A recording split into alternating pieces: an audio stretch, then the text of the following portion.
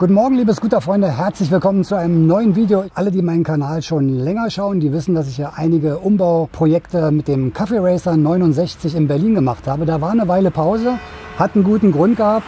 Ihr seht, ich bin hier auf einer Baustelle. Der Cafe Racer 69 wurde umgebaut, auch das ganze Haus. Und da das Ganze in Berlin stattfindet, könnt ihr euch vorstellen, hat ein bisschen länger gedauert. Jetzt ist zumindest der Laden schon mal fertig. Das Haus außen, ihr seht, da ist noch Baustelle, da ist noch alles in Arbeit. Aber ich gehe mal rein und zeige euch den Laden, wie er jetzt aussieht. Hat sich ein bisschen was verändert. Es stehen ein paar tolle neue Sachen an, ein paar neue Projekte. Und da wird der Micha euch nachher noch ein bisschen was zu erzählen. Aber jetzt gehen wir erstmal rein und schauen den Laden uns an, wie er jetzt aussieht.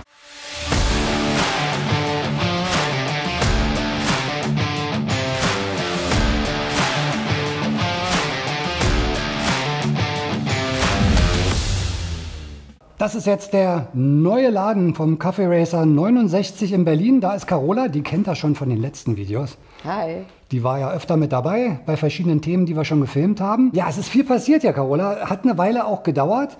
Was habt ihr denn jetzt hier alles neu gemacht im Laden? Also erstmal sind die Farben neu, die Möbel sind neu, der Tresen ist ganz anders und jetzt auf der anderen Seite. Stimmt. Wir haben das quasi gespiegelt. Der Durchbruch ist hier vergrößert worden, hinten sind Wände rausgenommen worden, so dass man jetzt direkt hier in die Werkstatt gucken kann durch die Glastür. Und Produkte habt ihr auch jetzt irgendwie mehr, glaube ich, ne? Also Ein bisschen mehr Klamotten, also wir haben Bellstuff jetzt aufgestockt, hier mit tollen, also nur die Motorcycle-Linie, mit Protektoren drin, Lederjacken, Wachsjacken, Hemden, sowas. DMD-Helme, 70s Helmets, dann haben wir Hedon, ja nach wie vor Handschuhe, Zubehör, Brillen. ah, hier geht es noch weiter Ja. jetzt. Hier stehen noch Fahrzeuge und dann gibt es halt so ein bisschen Packtaschen, Basecaps. Ja, Anbauteile, auch für die RST, LED-Scheinwerfer. Davida ist wieder zurück, also wir haben jetzt auch Davida wieder ins Programm genommen. Die sind jetzt nicht mehr mit Echtleder innen drin, sitzen aber immer noch wie ein Davida-Helm.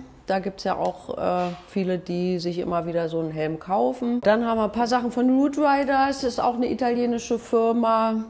Haben coole T-Shirts, Sweatshirts. Also schon eine breitere Palette als vorher, ne? Also habt ein bisschen was dazu bekommen. Ja. So, das heißt, wenn ihr mal in Berlin seid, dann Carola ist immer für Beratung bereit und zeigt euch dann die neuesten Produkte, ein paar coole Klamotten, die ihr für eure Vespa erwerben könnt. Handschuhe, Helme, Umbauten natürlich nach wie vor. Und das Ganze jetzt in einem schönen Ambiente. Und das Beste ist, ich glaube, es gibt immer einen Espresso dazu. Das sowieso, oder? ja. Also Kaffee ist immer mit im Preis drin. Der wird hier frisch gemacht, also nicht aus der Kaffeemaschine, sondern ich zeige euch das mal. Der wird hier richtig frisch an einer Espressomaschine gemacht. Schmeckt sehr lecker für alle, die gerne Kaffee trinken. Okay, dann würde ich sagen, gehen wir mal nach hinten in die Werkstatt und sagen mal dem Micha Hallo. Und das ist jetzt der Bereich hier, da geht es jetzt ins Eingemachte. Da ist er schon, der Micha. Willkommen zurück. Ich grüße dich, hallo. Wieder da. Wieder versammelt. Wieder und on air, ganz genau. alles neu. Ich habe vorne schon bewundern dürfen, alles. Carola hat mir schon den Laden gezeigt. Ach, das ist ja toll. Ja, war Dann sie habe so ich ja nett? nichts mehr zu tun. Hat Unsere neue sich- Werkstatt, ja genau. Hat sich ja ein bisschen verändert. Ja, immer noch dieselben alten Schrauber, leider. Gibt keine neuen. Ganz hübsch geworden. Bisschen mehr Platz als vorher haben wir definitiv. Ein bisschen, ja. Ja, ja. Das Ding ist lärmgeschützt hier, alles cool. Es ist eine offizielle Werkstatt nach aktuellen Vorschriften und das mitten in der Stadt, das ist der Hammer. Ansonsten wie vorher, nur größer, schöner, same but different. Same, Und but jetzt different. mal Vor allen Dingen zufällig schön, diese Farbe hier, diese Wandfarbe, die sieht ja mega aus. das Agavengrün hat die Ja. Chefin ausgesucht. Das war wieder Frauending, ne? Ja, na Das klar. war mir Aber es klar. erinnert ein bisschen an die alten Vespa-Zeiten.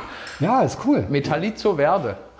Sehr schön, die Farbe. Nur nicht Metallizo, nur Verde. Das ist ja unsere Liebhaberei, die wir nebenbei mal ab und zu bauen. 1-2 Stück im Jahr. Aber das ist eher Guzzi im selten. Gitterrohrrahmen. Es ist was Schönes. Das soll auch was Seltenes bleiben. Davon gibt es bisher 4 Straßenlegale. Alle anderen, das ist nur ein reines Rennstreckenfahrzeug.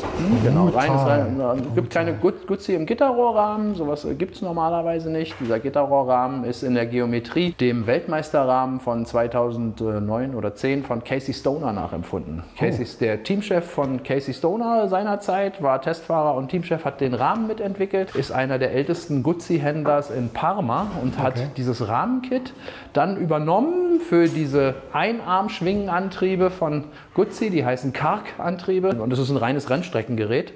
Der Rahmen wird im Ducati-Werk geschweißt, also da, wo die Ducati-Rennstreckenrahmen, aktuell MotoGP-Rahmen geschweißt werden, da kommt der Rahmen her. Griso ist der Ursprung, wiegt 250 Kilo. Das hier ist nur noch ein 12 Liter Alutank drunter, das ist alles Rennstreckentechnik, GFK. Das hier wiegt jetzt vollgetankt noch 190 Kilo. Und wir haben es straßenlegal, das ist das Auch Tolle. das noch, ja. Damit kann ich auf die Straße. Das gibt es nur hier tatsächlich. Also auf jeden Fall ein Hingucker. Ja, du kannst mit deinem Fahrzeug zur Rennstrecke fahren, nimmst deine Kennzeichen ab, schaltest dein Licht aus, hast hier Blinker, alles weg und dann kannst du wieder, machst du wieder wenn ran du und fertig fährst bist, weiter. Fährst nach Hause. Ah, cool. Aber das sind eher so die Ausnahmen. Hauptsächlich macht er ja sowas hier, nämlich Hauptsächlich machen wir so. Vespa-Umbauten. Genau, Vespa-Reparaturen, Umbauten. Das hier ist eine Lackreparatur jetzt gerade. Unfallreparatur machen wir ja auch ganz viel. Aber wir haben ja einiges geplant für die nächste Saison. Da wird uns der Micha nämlich gleich was zu erzählen. Ja. Aber dafür gehen wir jetzt nach vorne, setzen Machen uns wir das gemütlich mal. hin, nehmen uns einen Kaffee. Ja, sehr gut. Und werden dann mal darüber sprechen, was im nächsten Jahr auf euch zukommt. Okay, wir haben es uns ein bisschen bequem gemacht, haben noch einen Kaffee getrunken. Ja, Micha, wir fangen jetzt wieder an, ein paar Umbauserien zu machen, ein bisschen was mit Vespa natürlich und es gibt ein paar neue Sachen, von denen wirst du uns jetzt berichten. Naja, wir werden bei den Vespa-Sachen sicherlich auch so ein bisschen Do-it-yourself-Sachen machen. Auch für Leute, die sich eine Vespa kaufen und eben nicht die nächsten Vespa-Werkstatt um die Ecke haben. Wie mache ich meine erste Inspektion? Es gibt Leute, die müssen es selber machen. Wenn es zu weit weg ist. Ne? Ja, wie baut man mal einen Lenkkopflager? Also Sachen, die man so machen kann, auch die mal einfallen. Das haben wir bisher noch nicht, das ist was Neues. Da werden wir übers Jahr sicherlich mal so ein paar Do-it-yourselfs. Klasse, also das ist für euch dann, ne? Also so kleine Sachen, wie ihr es selber machen könnt. Natürlich stellen wir auch wieder vor, ein paar neue Teile, die man verbauen kann. Es gibt einfach so viele neue Sachen, neue Felgen, neues A und das ist schon schön, was sich da entwickelt hat über die Jahre, muss ich sagen. Ja, wir haben angefangen mit reinen MP3 13 Zoll Felgen. Es gab nichts anderes. Ja, guckt euch mal die alten Videos an, wie wir angefangen haben. Es gab nichts anderes. Und mittlerweile 4, 5 Jahre, ne? Ja, also. ja. Und mittlerweile kriegst du die Dinger fertig. Du musst keine Radnaben mehr abdrehen. Du kriegst das fertig mit ABE in 1000 Ausführungen. Nein, 1000 nicht, aber in vielen Ausführungen, ausreichend. Also das ist schon toll, was sich da entwickelt hat. Vielleicht haben wir ja eine Kleinigkeit dazu beigetragen, dass es losgetreten Ein bisschen vielleicht damit in Gang gesetzt. Ist aber doch schön. Vorteil für Toll. euch, ihr habt natürlich eine riesen Palette Toll, jetzt an ganz Produkten, toll. Ja. viele Anbieter. Das macht natürlich Spaß, Ganz weil die meisten toll. von euch wollen ja wie wir das Fahrzeug ein bisschen individualisieren. Wenn man da das Portemonnaie etwas schonen will, ja, haben wir etwas Neues. Wir haben auf der EICMA uns entschieden, Lambretta mit ins Portfolio zu nehmen. Also die aktuellen modernen Lambretta. Wir halten das auch hier wie mit Vespa, keine Oldtimer, kein gar nichts. Dafür haben wir die Zeit und den Platz nicht. Aber wir nehmen Lambretta mit rein. Das ist ja jetzt der dritte Wiederbelebungsversuch. Ich wollte gerade sagen, die gibt es ja schon eine Weile. Ich habe ja da auch schon 2 Modelle bei mir auf dem Kanal, auf dem Scuderia-Kanal vorgestellt. Hat sich aber ein bisschen verändert. Ich glaube, auch der Vertrieb hat sich wieder geändert. Der Vertrieb hat sich verändert, ja. Es ist jetzt nicht mehr die KSR Group, es ist jetzt Moteo. Das ist ein belgisch-niederländisches Unternehmen, die auch Suzuki unter anderem im Vertrieb haben. Also sie haben große Marken im Vertrieb, viel, aber unter anderem auch die neue Lambretta. Die Markenrechte sind alle da, also Lambretta, Innocenti, das ist schon sehr schön. Das geht an die alten Zeiten. Natürlich sind es auch keine Schaltfahrzeuge mehr.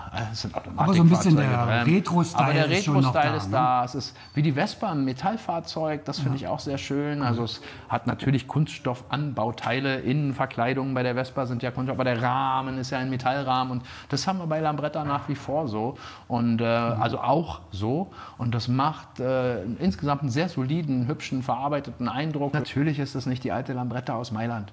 Natürlich ist es das nicht, aber sie wird auch nicht in China gefertigt, sie wird in Thailand gefertigt, was vollkommen in Ordnung ist. Lambretta hat 3 verschiedene Modelle, teilweise steckt dort auch SIM-Technik drin. Ja. Also sie haben schon relativ bis große 350 Spanne. Geht der Spaß. Bis 350. Bis 350 geht der Spaß. Also man hat schon für alle auch was dabei. Und da sind wir jetzt beim individuellen Part. Ja. Also einmal finde ich sie sehr gelungen optisch.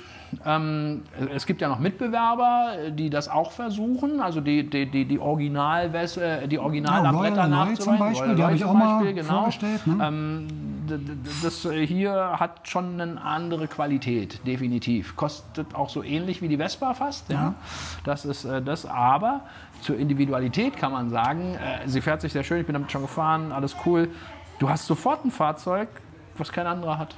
oder wovon es sehr wenig gibt. Das heißt, mehr Leute werden dich darauf wieder ansprechen. Und wir versorgen euch jetzt dieses Jahr, das kommende, die nächste Saison wieder mit frischem Content, mit ein bisschen Do-it-yourself, natürlich mit Vespa-Umbauten, mit Vespa-Tipps, mit neuen Teilen, die es gibt, auch für die neue Vespa-Serie, die ja jetzt wieder rausgekommen ist. Da hat sich ja wieder so ein bisschen was verändert im Vergleich zur 310er-Motor. HPI. Denn der 310er-Motor, den müssten wir dann vielleicht auch uns mal angucken, was damit so zu holen ist, ob da jetzt ein großer Unterschied ist oder ob er nach wie vor bei den dann jetzt etwas günstigeren älteren Modellen bleiben könnte, ob man das wirklich braucht. Es wird wieder einiges Spannendes natürlich kommen mit dem Coffee Racer zusammen und mit Micha. Da werden wir wieder ein bisschen lustige Sachen machen, ein paar Umbauten, ein paar Tipps für euch, damit ihr ein bisschen was seht. Ich hätte jetzt wirklich mal Bock, wollen wir uns nicht mal das Lambretta-Teil mal angucken? Also ich nehme euch mal mit und wir gucken uns das Teil jetzt mal an.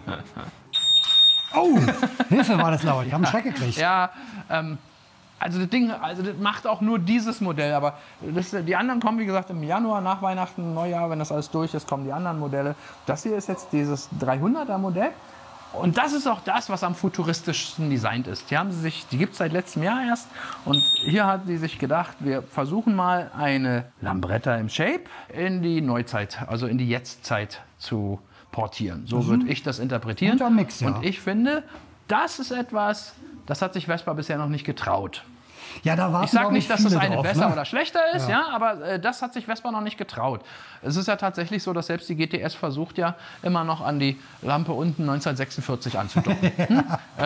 Hier hat man sich tatsächlich mal versucht, aber das ist auch nur dieses Modell. Also die Fuffi 125, das ist die V-Reihe, das hier ist die X-Reihe, dann gibt es noch die 350er, die ist auch wieder viel mehr Retro. Aber hier einfach mal der Versuch, was mutig, und das Fahrzeug wird angenommen, die Leute mögen es. Also es ist wirklich ein tolles Design, tolle Optik. Okay, also das sind jetzt so die Neuigkeiten, die im nächsten Jahr kommen werden. Wir werden euch nicht nur über Vespa berichten, sondern auch über den neuen Mitbewerber, nämlich Lambretta. Die neue Lambretta. Und das ist jetzt, wie gesagt, nur ein Modell. Da gibt es mehrere, auch noch ein bisschen klassischere, retromäßigere. Aber schick sind die auf jeden Fall. Ne? Die haben schon ein bisschen so dieses Branding von früher, haben sie schön aufgegriffen mit Logo und Schriftzug.